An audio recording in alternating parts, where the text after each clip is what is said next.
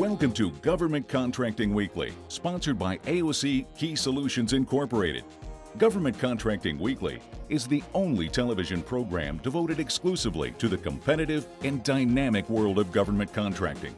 A world where coming in second place is not an option, but where principle-centered winning is the only approach. Good morning and welcome to Government Contracting Weekly. I'm Jim McCarthy, the owner of Key Solutions and the host of this show. We have a great show for you this morning because it's at the nexus of two critical areas, which is where the Department of Homeland Security intersects with small business and their outreach to industry in general. Joining us this morning are Dr. Nick Nyack, the Chief Procurement Officer for the Department of Homeland Security. Good morning, Dr. Nyack. Good morning. Good morning, Nick. Also, welcome back, as a matter of fact, because you've been on our show several times, Yes, so we're welcome to have a veteran here. We're also joined by Kevin Bashirs, the Director of the Office of Small Disadvantaged Business Utilization, or OSDBU, at the Department of Homeland Security. Good morning there, Kevin. Good morning, Jim. Good morning.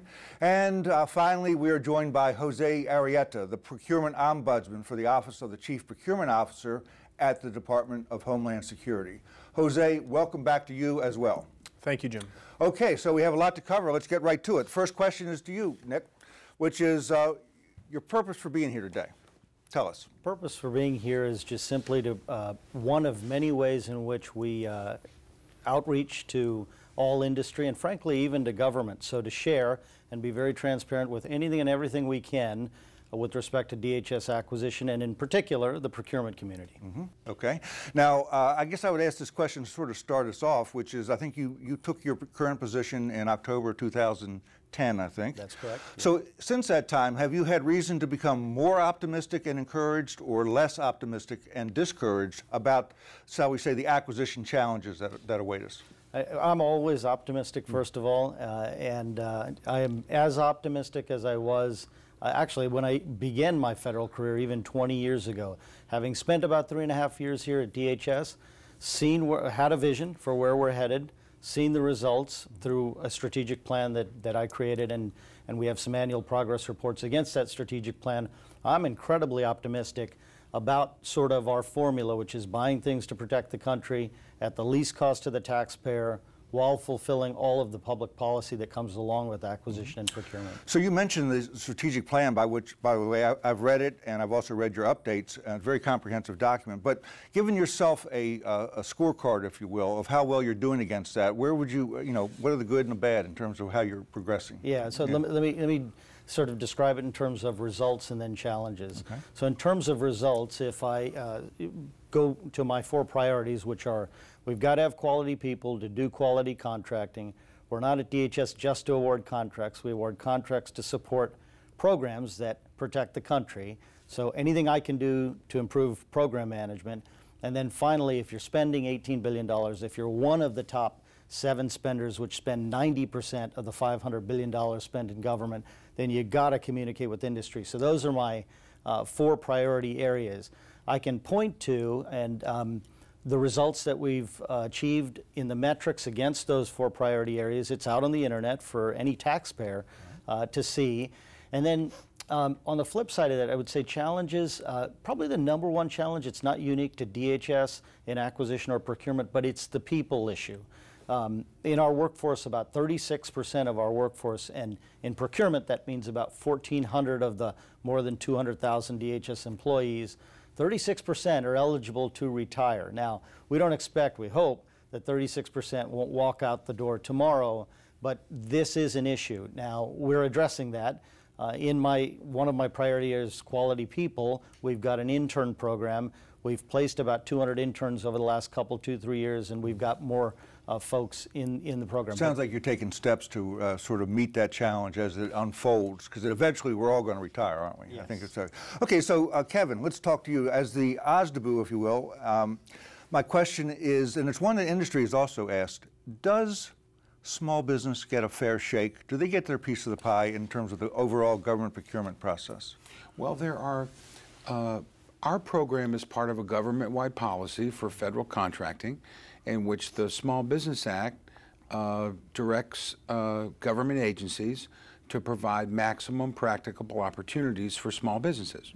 Mm-hmm. Over the years, that's been defined as goals The current government-wide goal is for small business prime contracts is 23%. The DHS-wide goal in recent years has been a little bit higher than that, about 32%. So we would really have to take the pulse of the small business community to get their feelings to answer that question. In terms of what we've done at DHS, I can say that about 11 years ago, when I walked into the building for the first time, we made a commitment to this program. And we enjoy senior management support. We've implemented our program. We've been recognized by the SBA on a number of occasions. And at DHS, one of the most interesting statistics that my contracting data colleague shared with me recently was that in fiscal year 13, the most recent fiscal year that closed, about 1,700 small businesses got their first DHS contract. Under your watch, by the way, then, sounds like, huh? Well, that's... Yeah. Okay, I got it. Jose, question. What is an ombudsman? Tell our audience. So an ombudsman's job is to engage with industry, and typically my role is, if you look at the role of the acquisition professional, there are 4 things that impact everything they do, right? There's procurement law, there's public policy, there's the agency's mission, and then there's this thing called industry. Our folks receive a lot of training in procurement law, public policy, and they have a full understanding of the mission, but we rarely receive training or an understanding of how industry does business. And when I first joined DHS, Nick said, "This is my priority, guys, I want you to roll this out." So we had 2 options. We could go create a bureaucratic checklist and force folks to interact with industry in certain ways and track it, or we could actually create an environment, a safe environment, where they could interact and learn how industry does business. And that's what I spend most of my time doing. Does an ombudsman serve as an advocate for either the government or the contractor, or both, or none? I mean, how does that work? As an ombudsman, I see my role as glue to bring government and industry together so that our folks in government can actually understand the costs associated with putting a proposal together, for example. So that our folks in government, when they go through training, we have 300 training courses a year at our Homeland Security Acquisition Institute, they can actually hear industry's perspective in those courses from an early point in their career. So that they can actually practice doing oral debriefings in a benign environment so that they can learn how to answer and understand the tough questions that come from industry down the road. Practical applications. Thank you. Yeah, one of the things, Jim, that I wanted to mention with respect to that is in the world of acquisition and in contracting on both sides, the public side and the private side, it's very natural for people to come in either side and stay there their entire careers. Right. So one of the wonderful things that Jose has been doing is involving industry in our training courses so that at a minimum, if you're going to stay on your side for your entire career, you have this nice safe zone to interact and learn about what each other is doing throughout the process. All right. Okay, thank you, Nick. We're going to step away now for a commercial, and when we come back, we're going to sort of take a look at the DHS reputation in this area of acquisition. We'll be right back. So, did we win that government contract? We did. And? And now we've got to deal with the regulatory hurdles. Well, good luck with that. When the government's your client, you need to play by their rules. Ah, and the rules change more than you think. Exactly. We need someone who's done this before. Plus, it's complicated, so we're going with BDO. BDO? People who know government contracting know BDO. I'm Kevin Madden, the Vice President and General Manager of Honeywell's Federal Systems Group, with another government success story. In 2002, Honeywell started working with the GSA to reduce costs and provide a reliable source of energy at White Oak, the FDA's new headquarters. Today, White Oak can separate from the local electricity grid and sustain operations when there are outages, which they've done more than 70 times over the last 3 years. To make sure the FDA has the power to protect this critical research, even during Hurricane Sandy. Honeywell has helped more than 150 agencies improve core infrastructure, facilities, deploy renewable resources, and trim emissions, often accomplished through guaranteed savings. Your mission is to make the country a better, safer place. Our mission is to help you meet your energy goals and mandates. For more information, visit buildingsolutions.honeywell.com.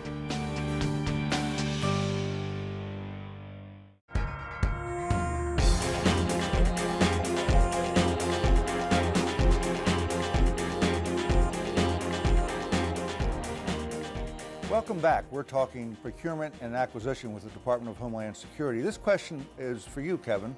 I know because I'm out there. The DHS enjoys a very good reputation for small business utilization. So my question is, why? What are you doing that other agencies aren't doing? And before Kevin answers that question, just for perspective, Kevin would also probably share the same thing, but year over year for at least the last 4 years, we need all businesses in order to do things to protect the country. And over the last 3 or 4 years, the spread of dollars, so we contract for about $12 billion. If you add in interagency agreements, it's about $18 billion a year, is 40% to large businesses. Depending on how you define it, about 30% to mid-sized companies, and roughly 30% to small businesses. So with that, Kevin can explain why we do so well. Your secret sauce. Yes. Okay, well, we want to hear that. Well, first, we're delighted that we have that reputation. We're absolutely delighted. I'm asked occasionally, you know, what's the secret to our success? There's not a single answer, but it's several things in combination. It's having a plan 11 years ago and executing it. It's having senior management support. It's having the support of everyone in the department that touches acquisition, the heads of the contracting activities, the program managers, our OSDBU team, our team of component small business specialists, our industry liaisons, our procurement ombudsman. It's a combination. But here's the puzzling thing: is that other agencies have plans, and they certainly have procurement staff, but they don't achieve your record. So I mean, go on, give us the secret here. What is okay, let me share something, Kevin, and then you add to what I'm about to share, and that is. What we have in our small business community, we have small business specialists, but they know the contracting folks. They sit down with the contracting folks, they have a contracting mentality, and we're able to design contracts where lots of dollars flow through those contracts that ultimately get to small businesses. One other point, and that is 37% of our spend typically occurs in the fourth quarter for one reason or another. Contracting folks need contracting vehicles to turn to buy things and fulfill public policy, one of which is small business. So it is things like, ultimately, and what the audience will probably understand, contracts that are designed in concert with the small business community and the contracting community across DHS and all the others that Kevin mentioned, things like Eagle 2, First Source 2, PACTS 2, all of these vehicles, which are very thoughtfully put together, ultimately are a big piece of why we're so successful. Would you? Yeah. Let me add that the root of it is market research. We spend a lot of time helping to identify the small business opportunities, but they're supported by research that indicates small businesses can perform. And then when we identify those opportunities, we select a small business program to make it happen. And then do you reach out to the small businesses? You find yourself doing that, or how do you do that? On a regular basis. We have a very robust outreach program. And think about our spend for a second too, right? We're protecting the country. We spend dollars in every state in the United States, and most of our spend takes place between two bands, one in $5 million and 20 and $50 million. Right? So the most innovative companies that can provide solutions to actually protect the country tend to be smaller and a bit more agile. So you couple that with solid market research and the infrastructure we have, and we can really engage small business. We used to have, Jim, 100 small business outreach events per year. That's gone down just a little bit because of travel, and we'll probably be using social media to ramp that up just a little bit. So. Yeah, I see. Well, you know, sort of when you opened the show this morning, you talked about the need for communication. So as the ombudsman, I'm just going to ask you sort of, Jose, your sense on a scale of 1 being low and 10 being high, how does the Department of Homeland Security rank with respect to communicating with its contractors, you think? I would say that we rank about an 8.5 on an overall scale, and I think it's a combination of things. Our small business outreach is a part of that, right? So, you know, people don't realize what is the total number of small business specialists and OSDBUs that we have that actually do outreach. We have around the country, we have over 40 people. involved in one way or another. That's out of our 1,400. And then we have a team of 19 industry liaisons that sit in the major program offices and in the major buying activities and are actually there to drive communication with industry. So I would say we're at an 8.5. We're always striving to achieve a 10, but it can become difficult. And I would say, and let me add one other thing. I would say, in certain procurements, we're definitely a 10.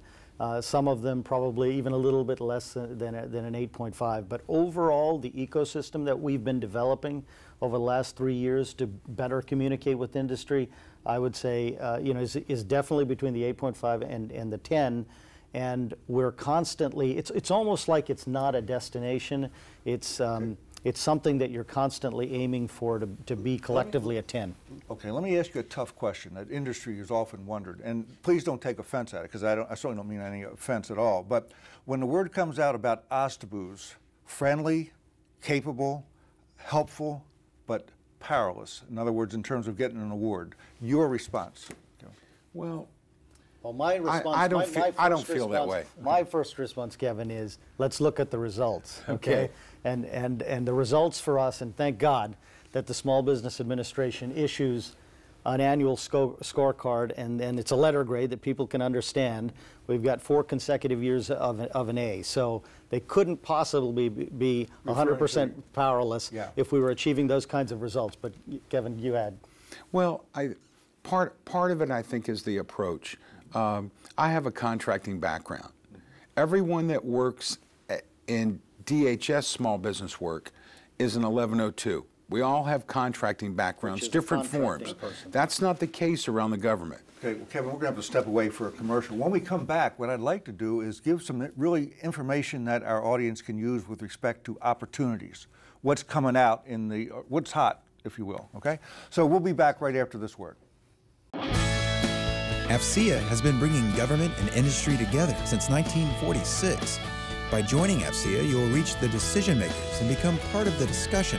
You'll increase market visibility, gain market insight, receive discounts on AFCEA member services and events, and manage and engage corporate associates. AFCEA is the association of choice. Join today at www.afcea.org.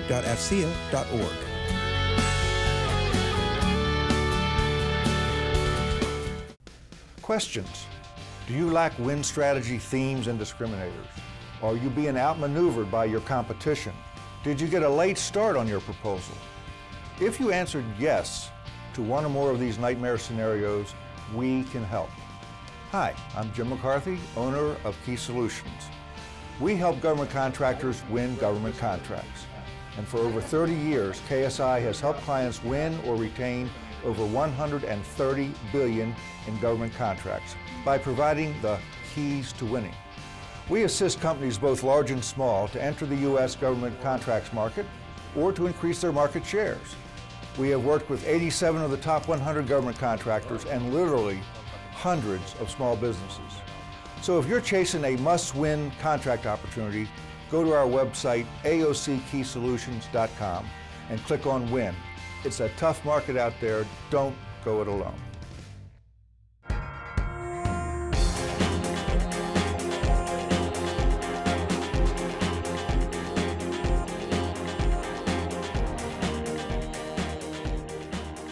Gentlemen, give us a sampling of the hot opportunities, the hot procurements or acquisitions that are going to be coming out of DHS in the not too distant future. Any one of you, please. Well, we're going to let Kevin, because one of the most interesting ones has to do with small business, among many other things. Okay, Kevin. Yeah, one of our current very visible projects is called PACTS 2, P-A-C-T-S, Roman numeral 2. Just explain that. The acronym is? You got it. Professional services. Program, administrative, clerical, and technical services.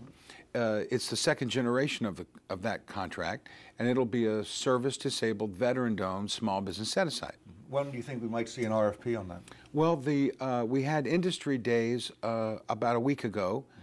The draft RFP has already been released, but we expect the final formal RFP to be released sometime in the next 45 days or so. And just some more perspective, Kevin, the first generation of PACTS 1 about how much money flowed through, how many years was that contract and how much money flowed through it? PAX 1 was a 5-year contract. It expires later this year.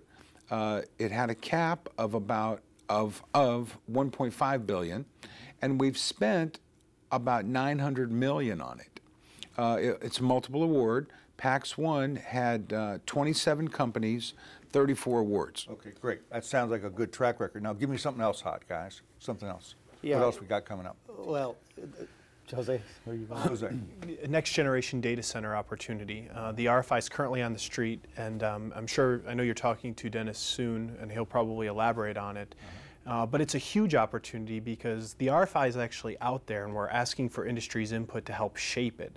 And right now it could be 3 to 4 different contract opportunities to help reshape the environment of how we buy IT services throughout the entire department. We're trying to transform from buying them on an infrastructure basis to on a consumption basis. Would you say this is something that both large contractors and small could be should be interested in? Yes. In terms of teaming, is that right? Yeah, so there's opportunities for large companies to actually manage the ping, power, and pipe of the center itself. There's opportunities for mid-size or large companies to serve as a technical broker, which if you read the RFI, it outlines it.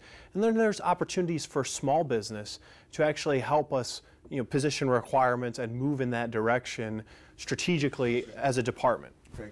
Give me one more hot item, and then we'll move on to another topic. I think that from an audience's perspective, instead of identifying a specific opportunity, what I would identify is the need areas that we have. Okay. And if you think about the department, we do a lot with data, and we have a lot of data collection entities throughout the department.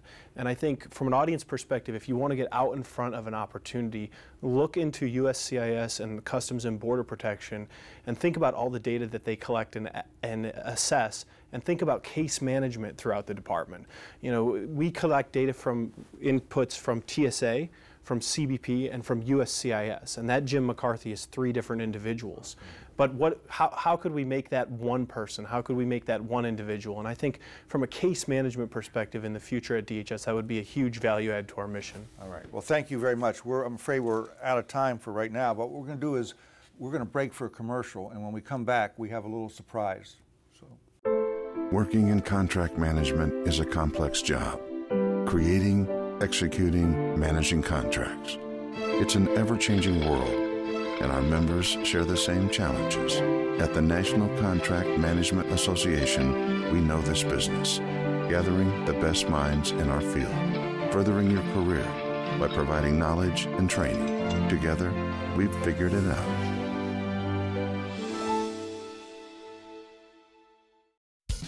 As you've seen from watching our show, we've begun to produce and air commercials. And the response from prospective advertisers has been very strong for a couple of really smart reasons.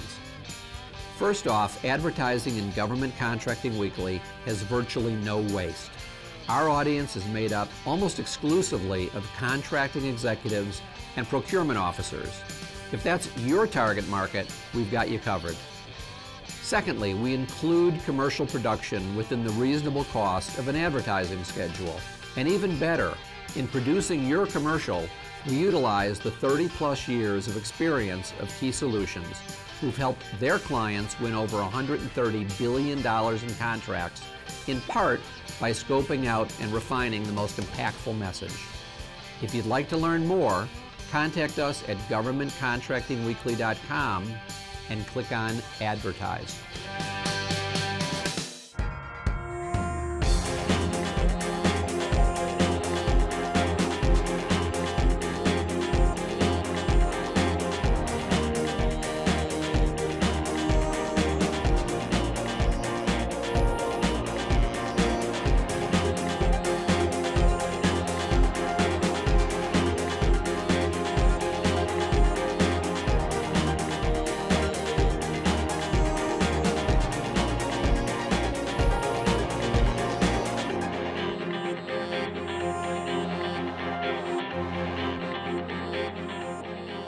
Welcome back, and we're joined now by Christina Tanasichuk, who is the editor for Homeland Security and National Security for Government Contracting Weekly. She's also the CEO of the Government Services Technology Coalition, GTSC. Welcome.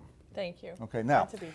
one of the things that our show is about is, of course, how to win work, but it's also about how to communicate and to bridge the gap between the government and industry. And so Christina has some thoughts on that. Well, we found that DHS in particular, Nick Nyack and his team have been really incredible about opening up the department and sharing just the basic information that contractors and the private sector want to know, and we really appreciate that. So. Yep, so Government Contracting Weekly and GTSC has sort of came up with a little award here. I'm just going to quote for you, Nick. It's to Dr. Nick Nyack, the Government Communicator of the Year. And Nick, this is in recognition of your outstanding promotion that has been transparent and effective for communications between government and industry for the year 2013. So welcome, we'll give you this thing. Thank you, thank you very much. Very much appreciate it. Usually when we get awards, I like to have the acquisition workforce below, because while I've made it one of my 4 priorities to communicate with industry, it's really the DHS acquisition workforce. It's people like Kevin and Jose who really, really make it happen. Okay. But I very much appreciate that. Well, accepting on behalf of your team then. Yes. Okay, well, the outreach to small businesses that is actually required by our federal government is not only the right thing to do, but it's also very much in the best interest of our nation. And while these initiatives are broadly supported, few, if any, agencies have done a better job of advancing this mission than the Department of Homeland Security. So I'd like to thank our guests this morning, starting with Dr. Nick Nyack, the Chief Procurement Officer from DHS. Thank you, Dr. Nyack. It's always a pleasure to have you here. Likewise. Here it is.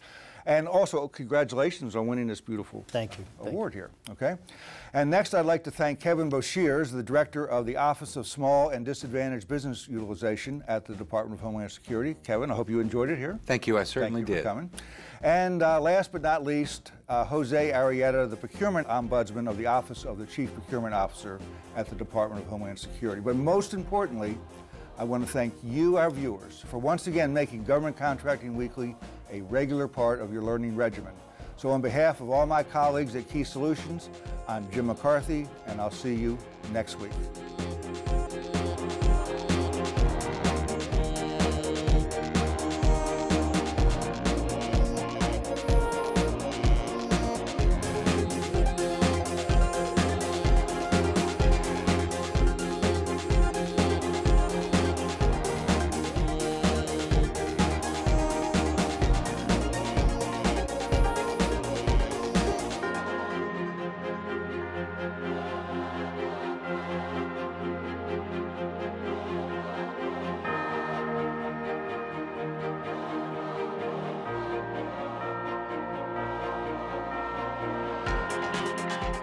You've been watching Government Contracting Weekly, sponsored each week by AOC Key Solutions Incorporated.